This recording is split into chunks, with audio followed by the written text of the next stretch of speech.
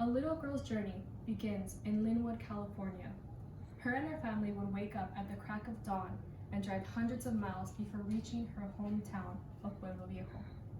They would have to drive through the Sonoran Desert before reaching the lush green land that she knew and grew to love. She would think of the mangoes and the grapefruits and the little oranges outside her house. But that wasn't the only thing waiting for her. Her family would be there, and they would be cooking amazing foods for them to eat, like carne asada, fresh tortillas, and a salsa that was cooked to perfection. I'm that little girl, and this place is in Sinaloa, Mexico. Now, unfortunately, a lot of you guys have a negative idea from what you see on the television. Things like the cartel and El Chapo Guzman are all things that many people there don't even experience.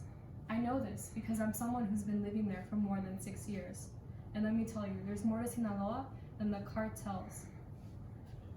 First, I'm going to be talking to you guys on a short history of Sinaloa. Then, I will be talking to you guys about my lived experience there. And finally, if you do decide to travel there, I will be giving you guys some tips and advice to stay safe in the state.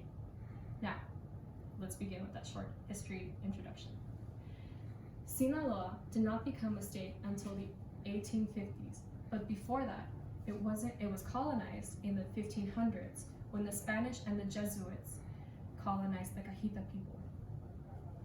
Since then, Sinaloa has become a powerhouse in the economy of Mexico, since it provides more than 50% of the produce and 50% of seafood. Now, I don't know if that tells you guys anything, but to me, it says that Sinaloa has some of the best food out there. And now, in my personal opinion, it's also one of the best places to live. But I'm only saying that because I grew up there, okay? So, one of the many things that I used to do in Mexico was take care of farm animals. Since Sinaloa does 50% of Mexico's agriculture, that's what life revolves around. And a lot of the times, a lot of events in families would be based on seasons. For example, the summer would be my favorite time because we would always celebrate Dia de San Ignacio. It's a 3-day celebration in commemoration of San Ignacio de Loyola, who was actually the starter of the Jesuit order. People would come here to give offerings and prayers and money to the church. But for me, who wasn't very religious, it was just a carnival where I could have fun, ride rides, and eat all the food I could ever hope to eat. Another time when people would celebrate would be wintertime. And during this time, it would be when all the weddings and the baptisms and quinceañeras would take place. We would do things like posadas. And my favorite kind of posada was the family reunions because we always had someone to play with and we always had food to eat. Honestly, it was an all-you-can-eat buffet for tamales, and that's one of the best memories that I have. Now, let's see.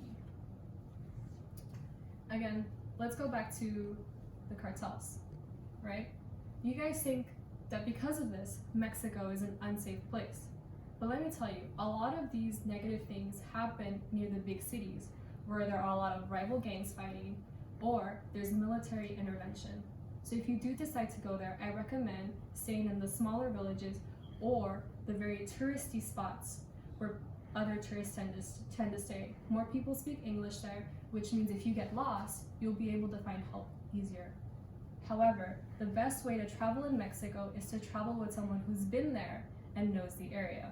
So if you think of deciding to travel, go with someone like me. I'll help you out.